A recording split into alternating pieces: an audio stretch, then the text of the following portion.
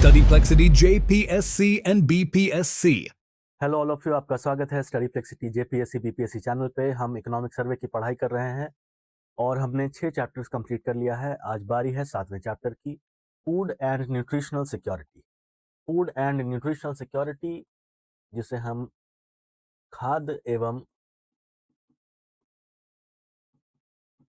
पोषण सुरक्षा कहते हैं।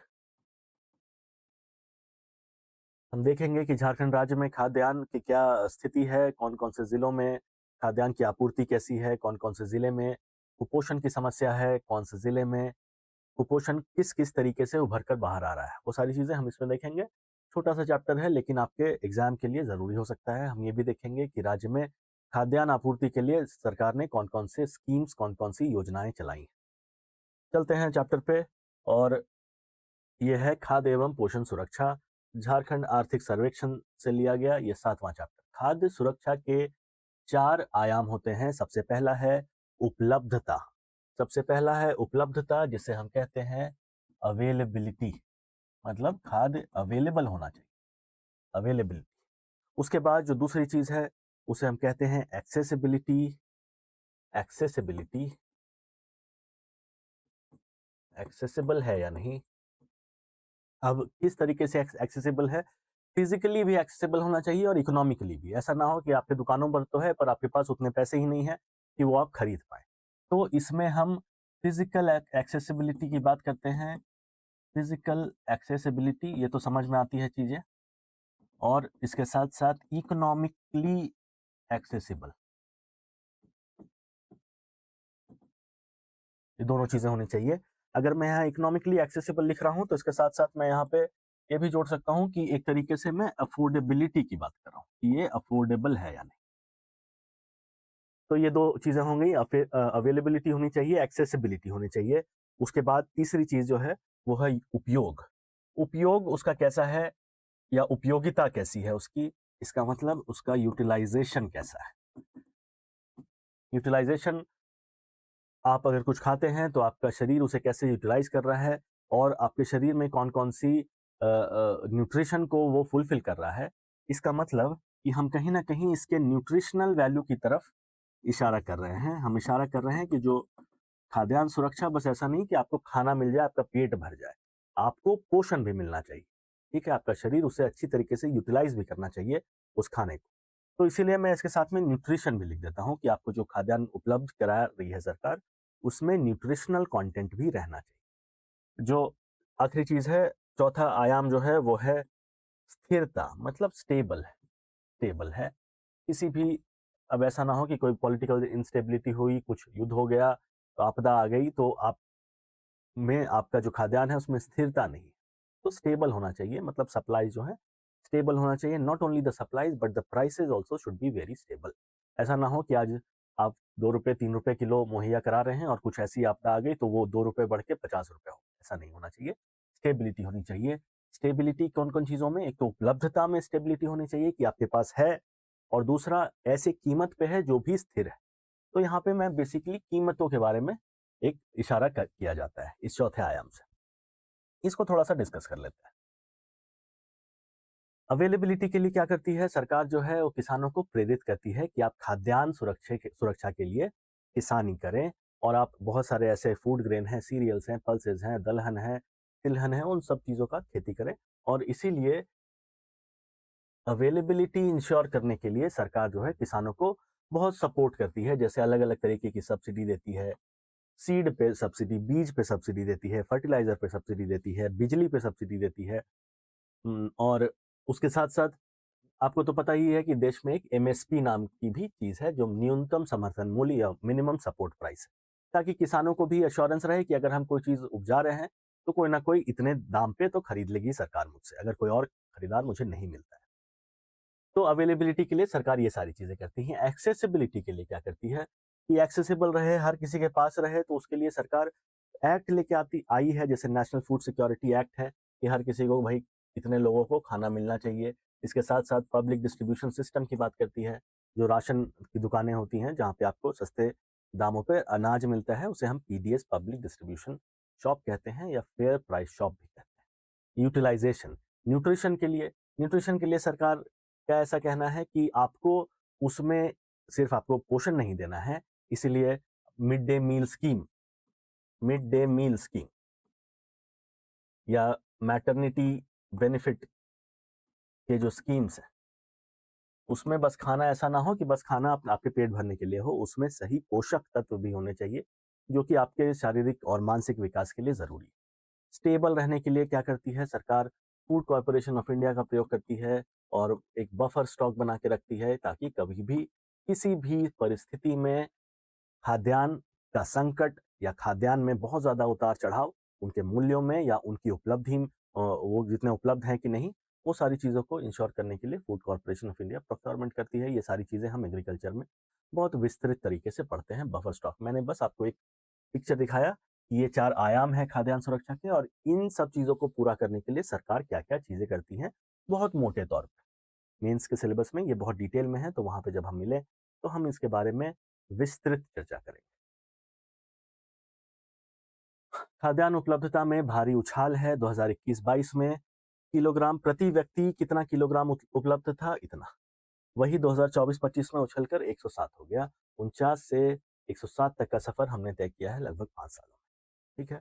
तो अच्छी खबर है सरकार के लिए और यहाँ रह रहे लोगों के लिए।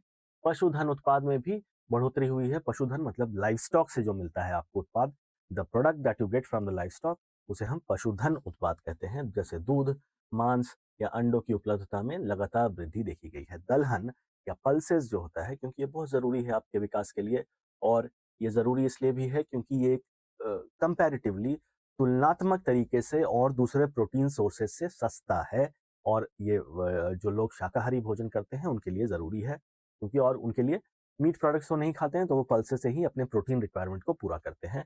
तो आप यहाँ देखेंगे कि दलहन की जो उपलब्धता है वो भी बढ़कर 9.05 किलोग्राम से बढ़ के 10.12 किलोग्राम हो गई है। ठीक है? प्रति व्यक्ति किलोग्राम उपलब्धता की बात की जा रही है। ये सारे कुछ आंकड़े हैं, कुछ डेटा है जो आपके लिए ज़रूरी हो सकता है। कोई सवाल यहाँ से पूछा जा सकता है। आगे बढ़ेंगे। अब है पहला, किसान कल्याण और उत्पादन प्रोत्साहन के लिए क्या-क्या चीज़ें की जा रही हैं। तो सबसे पहला जो है वो है, सबसे पहली चीज़ है कि मुख्यमंत्री कृषि उत्पाद योजना, कृषि आशीर्वाद योजना सॉरी, मुख्यमंत्री कृषि आशीर्वाद योजना चला रही है सरकार। सीमांत और छोटे किसानों को वित्तीय सहायता मिलता है कितना? 5,000 रुपए का। 5,000 का वित्तीय सहायता देती है सरकार छोटे किसानों के लिए, to the small and marginal farmers. और इसको कैसे परिभाषित करती है सरकार कि अगर आपके पास जो भूमि है वो 5 एकड़ से कम है, तब आप छोटे या सीमांत किसान की कैटेगरी में आते हैं। यू आर ए स्मॉल और मार्जिनल फार्मर, आप इसकी सहायता ले सकते हैं। कितनी सहायता है भाई? तो 5,000 रुपये प्रति एकड़, 5,000 रुपये प्रति एकड़ की सहायता है। और ऐसा नहीं कि अब आपके पास 100 एकड़ पे आप सहायता ले रहे हैं, आप अधिकतम 5 एकड़ पे ही ले सकते हैं। और जब ये बात कर ही दी गई है कि सीमांत किसानों के लिए है, तो मतलब बड़े किसान इसमें नहीं है। जिनके पास 5 एकड़ से ज़्यादा भूमि है, वो तो इसमें है ही नहीं। ठीक है?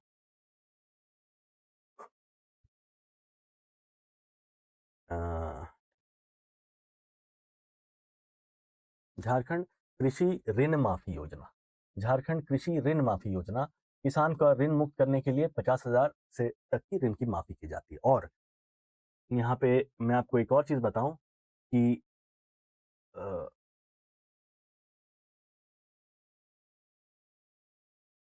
ये स्टैंडर्ड एक चीज़ होता है, स्टैंडर्ड केसीसी, किसान क्रेडिट कार्ड।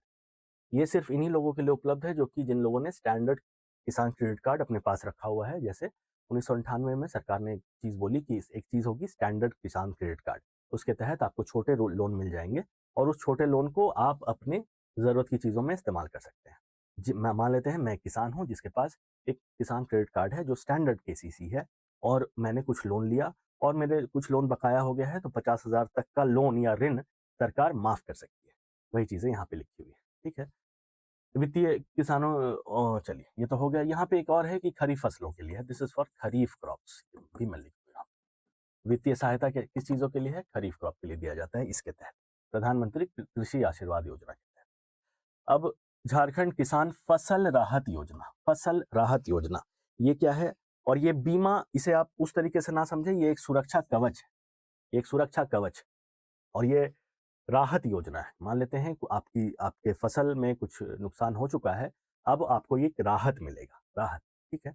तो ये एक सुरक्षा कवच है और ये बीमा से थोड़ा अलग होता है, आप इस बात को समझिए। आपने बीमा-वीमा कुछ नहीं कराना है, आपके फसल में कुछ नुकसान हो गया है, तो जैसे 30% से 50% तक का अगर नुकसान हुआ है, तो 3,000 रुपए प्रति एकड़ तक का आपको सुरक्षा कवच मिलता है। अगर 50% से ऊपर का नुकसान हो गया है, तो 4,000 रुपए प्रति एकड़ तक की सहायता या सुरक्षा कवच आपको मिलेगी इसके तहत। झारखंड किसान फसल राहत योजना। समेकित बिरसा ग्राम विकास योजना, ग्राम विकास में तो आपको पता है कि क्या होता है, गाँव के विकास के लिए, क्योंकि कृषि प्रधान होते हैं ज़्यादातर गाँव, तो वहाँ पे किसान पाठशालाएँ चलाई जाती हैं, जहाँ पे उनको बीज के बारे में, बीज के पीछे जो आपका साइंस होता है, या फर्टिलाइज़र के पीछे जो साइंस होता है, जो बीज विज्ञान या फर्टिलाइज़र साइंस, इन सब चीज़ों के बारे में किसान को सिखाया जाता है। छोटे-छोटे विद्यालयों में ऐसा प्रयोग किया जाता है, किसान आते हैं और उन्हें जो एग्रीकल्चरल साइंटिस्ट होते हैं वो सिखाते हैं कि भाई ये बीज इस्तेमाल करो, ये फर्टिलाइज़र इस्तेमाल करो, इस तरीके से बुआई करो, इस तरीके से कटाई करो, बहुत चीज़ें के बारे में उन्हें सिखाया जाता है, ताकि उनका उत्पादन क्षमता सब कुछ बढ़े। आगे बढ़ेंगे और देखेंगे कि अगला क्या है। भंडारण क्षमता के लिए, भंडारण ज़रूरी है क्योंकि आपने उत्पादन कर लिया है, बफर है आपके पास, मतलब ज़्यादा है, तो आपको भंडारण करना पड़ेगा। राज्य में स्टोरेज कैपेसिटी कितना है? The total storage capacity in the state is 4.49 lakh metric ton. इतना आप स्टोर कर सकते हैं, जिसके साथ एक चीज़ और लिखी गई है यहाँ पे कि राज्य में कितना यूटिलाइज़ किया गया है, 88% तक यूटिलाइज़्ड है, ठीक है? अब एक योजना चलती है जिसे हम बोलते हैं private entrepreneur guarantee scheme. Private guarantee scheme, इसके तहत क्या होता है कि प्राइवेट एंटरप्रेन्योर जो हैं, जो उद्यम करना चाहते हैं, वो झारखंड में आके अगर ऐसे स्टोरेज फैसिलिटी बनाएंगे, तो उनको सरकार सहायता देती है। मान लेते हैं कि मुझे लगा कि झारखंड में मैं स्टोरेज के लिए एक लगभग 1 लाख मीट्रिक टन का स्टोरेज का एक गोडाउन बना देता हूँ। मैंने तो अपने पैसे लगा दिए। अब उस पैसे की वसूली कैसे होगी? उसके लिए सरकार क्या करती है कि एफसीआई के साथ मेरा एक करार होता है। एफसीआई मुझे बोलती है कि अगले 10 सालों तक आपने जो स्टोरेज फैसिलिटी बनाई है, जो गोडाउन बनाया है, उसका किराया मैं आपको दूँगा, ताकि मुझे ऐसा एक विश्वास रहे कि अगर मैं अपने पैसे कहीं पे लगा रहा हूँ, तो उसके बदले जो किराया या जो रेम्यूनरेशन मैं एक्सपेक्ट कर रहा हूँ, जिस चीज़ की मुझे उम्मीद है, उसकी गारंटी कम से कम 10 साल के लिए तो है।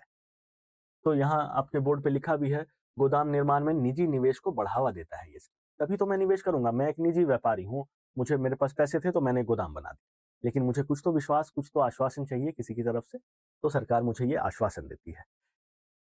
ये गारंटी कौन देता है? फूड कॉर्पोरेशन ऑफ इंडिया या सेंट्रल वेयरहाउसिंग कमीशन, ठीक है? सीडब्ल्यूसी एक स्टैट्यूटरी बॉडी है, एक सरकार ने इसे बनाया है और ये पुरानी बहुत 1950s में ही ये सीडब्ल्यूसी का गठन किया गया। इसके साथ-साथ स्टेट वेयरहाउसिंग कमीशन भी होता है। स्टेट वेयरहाउसिंग कमीशन जो कि आपको एक गारंटी देती है कि आपका जो गोदाम है उसे हम लेंगे रेंट पे और उसका जो किराया है आपको 10 साल तक हम देंगे, ताकि आप पैसे लगाने से, पैसा निवेश करने से हिचकिचाएँ ना। अनाज की बर्बादी को रोकने के लिए ये महत्वपूर्ण कदम है। बहुत दिस इज़ वेरी ऑब्वियस कि क्यों किया गया? क्योंकि बर्बादी ना हो, आपने जो अनाज का उत्पादन किया है, उसके भंडारण की व्यवस्था की गई है। आगे बढ़ें और हम देखेंगे कि जन वितरण प्रणाली कैसी है, पब्लिक डिस्ट्रीब्यूशन कैसा है, घर-घर तक पहुँचे। फेयर प्राइस शॉप कितने बनाए? 25,166। कुल राशन कार्ड कितने बने? 61.05 लाख। और लाभार्थी कितने हैं? 2.63 करोड़। राष्ट्रीय खाद्य सुरक्षा अधिनियम और झारखंड राज्य खाद्य सुरक्षा योजना, Jharkhand state Jharkhand state food security scheme, यह है JSFSS, इसे बोलते हैं Jharkhand state food security scheme है। ये दोनों के संयुक्त प्रयास से इतनी सारी गतिविधियां हो चुकी हैं, ये एक अच्छा डेवलपमेंट फिर से आपको दिखाई दे रहा है। आगे बढ़ेंगे और देखेंगे कि अंतिम व्यक्ति तक, how are we reaching to the last person, हम कैसे पहुंच रहे हैं? एक तो हमने ये पहले भी क्लासेस में देखा है, पीवीटीजी डाकिया योजना। आदिम जनजातियां जो पर्टिकुलरली वल्नरेबल ट्राइबल ग्रुप्स हैं, उनके घर तक अनाज पहुंचाया जाता है। 35 किलो चावल और कितने परिवार लाभान्वित हो चुके हैं? 75,000 परिवार लाभान्वित हो चुके हैं। ग्रीन कार्ड क्या होता है? जो नेशनल फूड सिक्योरिटी एक्ट के तहत एनएफएसए, जो कि एक एक्ट है ऑलरेडी, जो इसके तहत कवर्ड नहीं है। मान लेते हैं आपका नाम एनएफएसए में नहीं आया, तो आप झारखंड सरकार में अप्लाई करके, या दो चीजें हैं, एनएफएसए और अंत्योदय आय योजना, इन दोनों में अगर आपका नाम नहीं है तब आप अप्लाई करके एक ग्रीन कार्ड ले सकते हैं और इसके तहत आपको सरकार 5 किलो मुफ्त चावल देगी प्रति सदस्य आपके परिवार में 5 किलो मुफ्त चावल। क्या है? झारखंड सरकार द्वारा पोषित 15 लाख प्लस परिवारों को जो एनएफएसए से छूट गए थे या ये अंत्योदय अन्न योजना से भी छूट गए थे, उसे आप इसके तहत ला सकते हैं। अब देखिए ये कि सोना सोवरन धोती साड़ी योजना, साल में 2 बार एक लुंगी या एक धोती, 1 लुंगी और 1 धोती प्लस 1 साड़ी, कितने बार? साल में 2 बार आपको दिया जाएगा। कहाँ मिलता है? ये भी उसी शॉप पे मिलता है जहाँ पे आपको अनाज मिलता है। आप वहाँ पे जाएँ। अगर आपके पास आप you are the intended beneficiary, आप लाभार्थी के उस लिस्ट में हैं, तो आप जाएँगे, आपको ₹10 देने हैं, उसके बदले में आपको 1 धोती या 1 लुंगी प्लस 1 साड़ी मिलेगा। कितने बार? साल में 2 बार। यही है सोना सोवरन। तकनीक से पारदर्शिता आई है, टेक्नोलॉजी का इस्तेमाल करके ट्रांसपेरेंसी आई है, राशन कार्ड को सीड किया गया है। सीड किया गया है मतलब किसी के साथ इंटीग्रेट किया गया है, किसके साथ? आधार के साथ, जो कि बहुत ऑब्वियस है। सारे डॉक्यूमेंट्स अब आधार के साथ धीरे-धीरे लिंक किए जा रहे हैं। ऑनलाइन संचालित दुकानें कितनी हैं? इतनी है। शिकायत निवारण इतने हैं। पब्लिक ग्रीवेंसेस मैनेजमेंट सिस्टम में इतना 99.28। ई-केवाईसी, ये तो वही सारी चीज़ें हैं जो हम आमतौर पे जहाँ भी देखते हैं कि अब धीरे-धीरे चीज़ों को डिजिटाइज़ किया जा रहा है। तो वही बातें हैं इसमें, ये बहुत ज़्यादा। पर एक अच्छी खबर ये है कि राशन कार्ड, इतने सारे राशन कार्ड को सीड कर दिया गया है, को इंटीग्रेट कर दिया गया है आपके आधार कार्ड से। आइए बढ़ें आगे। आगे बढ़ेंगे और आहार की आदतें और विविधता के बारे में बात करेंगे। एक चीज़ होता है फूड काउंट स्कोर, ठीक है? हम इसमें क्या करते हैं, 9 अलग-अलग तरीके के खाद्यान्नों को, फूड टाइप्स को लेते हैं और देखते हैं कि आपके फूड में डाइवर्सिटी, आपकी थाली में या आप जो दिन भर में कंज्यूम कर रहे हैं, जो खाना खा रहे हैं, उसमें कितनी विविधता है, उसमें कितनी डाइवर्सिटी है। ये चीज़ हम लोग चेक करते हैं। जो 9 चीज़ें हैं वो क्या-क्या हैं? वो है सीरियल्स, पहला तो, फिर है पल्सेस, फिर है फ्रूट्स, फिर है वेजिटेबल्स, फिर है मिल्क एंड मिल्क प्रोडक्ट्स।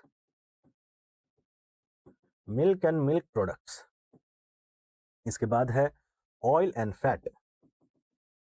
उसके बाद है मीट, एग एंड फिश।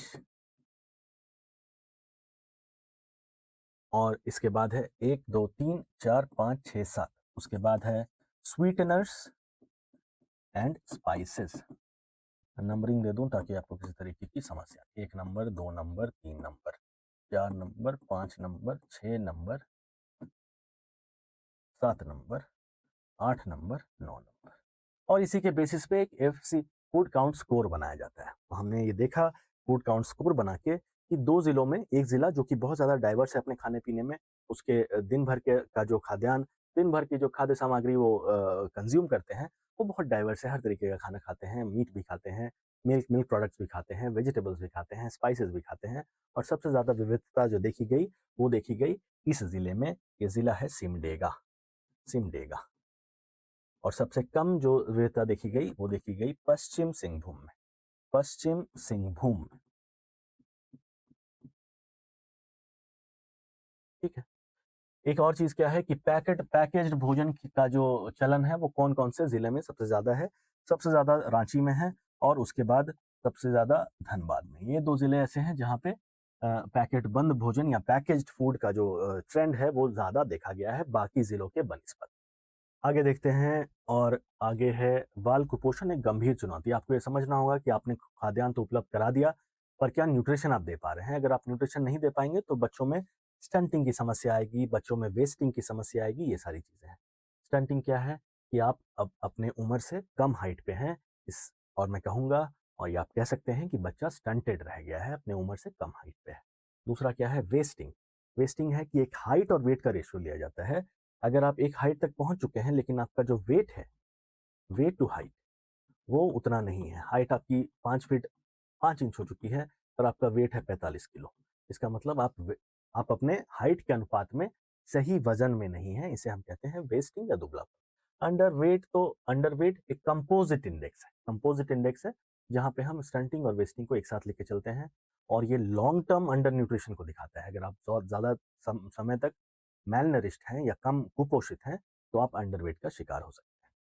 ये सारी चीज़ें हैं जो कि दिखाती है कि सिर्फ पेट भरना ज़रूरी नहीं है, पोषण देना भी उतना ही ज़रूरी है। दक्षिणी झारखंड, जिसमें पश्चिमी सिंहभूम, खूंटी और सिमडेगा में कुपोषण की दर मध्य और उत्तरी जिलों की तुलना में अधिक है। ये 3 ऐसे राज्य हैं, पश्चिमी सिंहभूम, खूंटी और सिमडेगा, जहाँ पे कुपोषण का जो दर है वो ऊपर वाले नॉर्थ या मिडिल के जो डिस्ट्रिक्ट्स हैं उससे ज़्यादा बुरी है। नीचे आएँ, आगे बढ़ें तो अनीमिया की बात होती है। अनीमिया प्रिवेलेंस बच्चों में 65.3% बच्चे जो हैं एनीमिक हैं, महिलाएं जो हैं 67.4% एनीमिक हैं। कौन-कौन से ज़िले हैं जिसमें स्थिति चिंताजनक है? पाकुड़ में, जामताड़ा में और पश्चिमी सिंहभूम में स्थिति चिंताजनक है। केवल भोजन की कमी नहीं बल्कि सूक्ष्म पोषक तत्व जैसे जो माइक्रो न्यूट्रिएंट्स होते हैं, जिंक होता है, सेलेनियम होता है, कैल्शियम, फास्फोरस, इन सब चीज़ों की भी कमी होने से एनीमिया का प्रॉब्लम होता है। आयरन की डेफिशिएंसी हो जाए तो आयरन तो आपको पता ही है कि ब्लड एनीमिक लोगों में आयरन की डेफिशिएंसी होती है, साथ साथ में और भी माइक्रो न्यूट्रिएंट्स हैं जिनकी डेफिशिएंसी से आपको एनीमिया हो सकता है। जिले कौन कौन से हैं? पाकुड़, जामताड़ा, पश्चिम सिंहभूम। कुपोषण के खिलाफ युद्ध में सरकार ने क्या किया? पोषण अभियान चलाया। क्या है ये? तकनीक आधारित निगरानी है, पोषण ट्रैकर ऐप। आप एक ऐप है आपके पास जिसके साथ आप ट्रैक कर सकते हैं, आप अपना हाइट वेट उसमें फीड कर सकते हैं और देख सकते हैं कि कहीं आप स्टंटेड तो नहीं है, कहीं आप वेस्टिंग या अंडर वेट तो नहीं रह गए। प्रथम 1000 दिनों पर फोकस किया जाता है, गर्भावस्था से 2 वर्ष तक। मैंने आपको ये शायद क्लास में कभी डिस्कस किया होगा कि बच्चे का जो मानसिक विकास है वो ज़्यादातर गर्भ में ही शुरू हो जाता है। इसीलिए ज़रूरी है कि हम जो गर्भवती महिलाएं हैं उनका खास ध्यान रखें, उन्हें माइक्रो न्यूट्रिएंट्स दें। इसीलिए सरकार की बहुत सारी योजनाएं भी हैं कि उनको पैसे दिए जाते हैं, उनको न्यूट्रिशनल सपोर्ट दिया जाता है, उनको फ्री मेडिकल चेकअप दिया जाता है और अच्छा खाना उपलब्ध कराया जाए उनको। ये सरकार की पहल रहती है क्योंकि उस महिला के गर्भ में जो बच्चा है उसका जो मानसिक विकास है, the cognitive development of that child, that baby takes place mostly in the womb of the lady.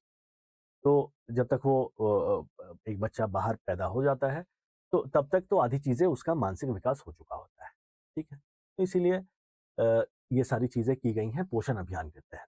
सामार अभियान, एक अभियान क्या है? Strategic action for alleviation of malnutrition and anaemia. 2 चीज़ों के लिए, कुपोषण और एनीमिया के लिए सरकार ने ये चीज़ें चलाई हैं।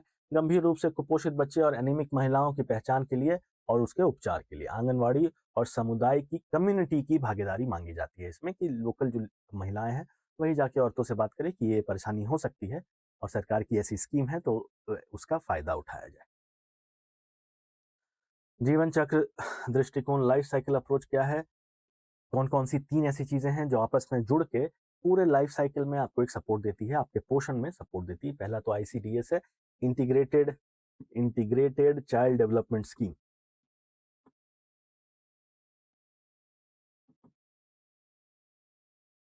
क्या कहा गया? 0 से 6 वर्ष के बच्चे तक गर्भवती और धात्री माताएं के लिए एक पूरक पोषण की व्यवस्था की जाती है आईसीडीएस के तहत। पीएम पोषण में क्या है? मिड डे मील स्कीम है जहां पे स्कूली बच्चों के लिए गर्म पका हुआ भोजन कक्षा 1 से 8 के लिए प्रोटीन सुनिश्चित कराने को मिड डे मील स्कीम में कराया गया। मातृ वंदना योजना, प्रधानमंत्री मातृ वंदना योजना, गर्भवती महिलाओं को 5,000 रुपए का सपोर्ट दिया जाता है कि उन्हें कुछ सपोर्ट मिल जाए, वो कुछ अपने लिए बेहतर खाना खा सके, कुछ चीज़ें अपने लिए सुधार कर सकें, कुछ आयरन फॉलिक टैबलेट्स खा लें, कुछ और भी चीज़ें होती हैं। एल्बेंडाजोल बच्चों के लिए भी होता है कि डायरिया ना हो जाए उस स्थिति में। तो उन सब चीज़ों से बचने के लिए आपको आयरन टैबलेट्स, आपको जिंक के टैबलेट्स मिलते हैं। तो ये सारी चीज़ें हैं इसमें मातृ वंदना योजना में। निष्कर्ष तो क्या है? उपलब्धता, धान और खाद्यान्न उत्पादन में रिकॉर्ड वृद्धि हुई है। पहुंच बढ़ाने के लिए हमने पीडीएस, ग्रीन कार्ड और डाकिया योजना से व्यापक सुधार लाया है। चुनौती क्या है? अनीमिया एक चुनौती है और स्टंटिंग अभी भी एक चुनौती बन के आई है बाहर। भविष्य का लक्ष्य क्या है? केवल खाद्य सुरक्षा नहीं बल्कि पोषण सुरक्षा की जरूरत है। Food security along with food security plus nutritional security ये देने की जरूरत है। मुझे उम्मीद है आपने मोटी मोटी चीजें सीख ली हैं। अब हम देखेंगे कुछ सवाल, और सवाल में सबसे पहला, what was the per capita availability of produced paddy धान झारखंड में प्रति व्यक्ति कितना था 2024-25 में? और इसका जवाब है 107 केजी प्रति पर्सन। सी 2024-25 में प्रथम उन्नत अनुमान एक होता है जब आप इकोनॉमिक सर्वे या बजट आपने पढ़ा होगा तो एडवांस एस्टिमेट किया जाता है कि इस वर्ष इतना होगा, एडवांस एस्टिमेट, उसी को हिंदी में प्रथम उन्नत अनुमान कहते हैं। उत्पादित धान की प्रति व्यक्ति उपलब्धता क्या थी? तो 107.57 किलोग्राम प्रति व्यक्ति। अब क्या है, झारखंड में विशेष रूप से कमजोर जनजातीय समूह पीवीटीजी परिवारों के लिए खाद्यान्न के घर घर डिलीवरी की कौन सी योजना प्रदान करती है? डाकिया, ये तो हमने पढ़ा हुआ है, पॉपुलर है, सबको पता है। हाउ मेनी फेयर, कितने फेयर प्राइस शॉप किए गए were operational in Jharkhand as of 28 January? 25,166। आगे बढ़ेंगे, what is the primary objective of Jharkhand state food security scheme? Jharkhand राज्य खाद्य सुरक्षा योजना JSFSS का मुख्य उद्देश्य क्या है? क्या है भाई? 5 किलो फ्री राइस देना प्रति व्यक्ति हर बेनिफिशियरी को, जो कि NFSA में कवर्ड नहीं है, नेशनल फूड सिक्योरिटी एक्ट में जो कवर नहीं हो पाए उनके लिए। आगे बढ़ेंगे, which district has the highest number of PVTG family? कौन से डिस्ट्रिक्ट में पीवीटीजी फैमिली सबसे ज्यादा है जो कि पीवीटीजी डाकिया स्कीम से बेनिफिटेड हैं, जो कि उनसे लाभान्वित है? पीवीटीजी डाकिया योजना के तहत सर्वाधिक लाभान्वित पीवीटीजी परिवार किस जिले में है? जवाब है साहेबगंज। साहेबगंज में सबसे ज्यादा पीवीटीजी परिवार ऐसे हैं जो कि डाकिया स्कीम से लाभान्वित हुए हैं, साहेबगंज। आगे बढ़ेंगे, what percentage of ration card were seeded with Aadhaar? 99.27। एक अच्छा डेटा है जो आप अपने दिमाग में रखें तो आपके कोई अगर ऐसा सवाल आ गया, इतना फैक्ट बेस्ड अगर आया तो ऐसा आ सकता है। विच स्कीम प्रोवाइड्स 5,000 पर एकड़ पर ईयर अप टू 5 एकड़? 5 एकड़ तक आप प्रति एकड़ 5,000 रुपए सरकार से आप ले सकते हैं। झारखंड में कौन सा है ये? मुख्यमंत्री कृषि आशीर्वाद योजना। मुख्यमंत्री कृषि आशीर्वाद योजना, MKAY।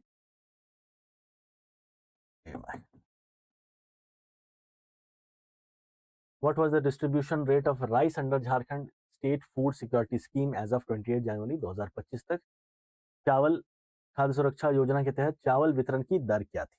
67.67%। इस दर पे चावल का वितरण किया गया है। आगे बढ़ेंगे, as per national family health survey, national family health survey, national family health survey 5वां, what percentage of children in Jharkhand are affected by anaemia? Anaemia Bharat Jharkhand में कितने प्रतिशत ऐसे बच्चे हैं जो अनीमिया से अफेक्टेड हैं? 67.4। और ये सबसे आपके इस चैप्टर ने अपने निष्कर्ष में लिखा है कि सबसे गंभीर समस्या इस राज्य में अनीमिया का है। What is the full form of सामार अभियान? सामार अभियान क्या है? ये अनीमिया और मेल न्यूट्रिशन के लिए है। मेल न्यूट्रिशन एंड अनीमिया को हटाने के लिए ये वाला स्कीम चलाती है सरकार। Strategic action for elevation of male nutrition and anaemia reduction, पहला जवाब सही, दोबारा लिखा गया है, इससे आप भूल जाए, वही चीज दोबारा लिख दी गई है। दूसरा, स्टेट एक्शन मैटरनल नहीं, मेल न्यूट्रिशन एंड अनीमिया नहीं, strategic action for elevation of male nutrition and anaemia reduction. What was the storage capacity utilized? कितना यूटिलाइज कर लिया गया हमारे स्टोरेज कैपेसिटी को? 88% यूटिलाइज्ड है। और आपको पता है कि एक स्कीम क्या चल रही है, उस स्कीम के तहत जो भी प्राइवेट एंटरप्रेन्योर हैं उनको यहाँ पे स्टोरेज फैसिलिटी गोडाउन बनाने में मदद इसलिए मिलती है क्योंकि 10 साल का एक एग्रीमेंट हो जाता है FCI food corporation of India के साथ कि मैं आपका किराया मैं दूंगा। आगे बढ़ें, और which district highest number of priority PHH का मतलब priority house hold card holders in?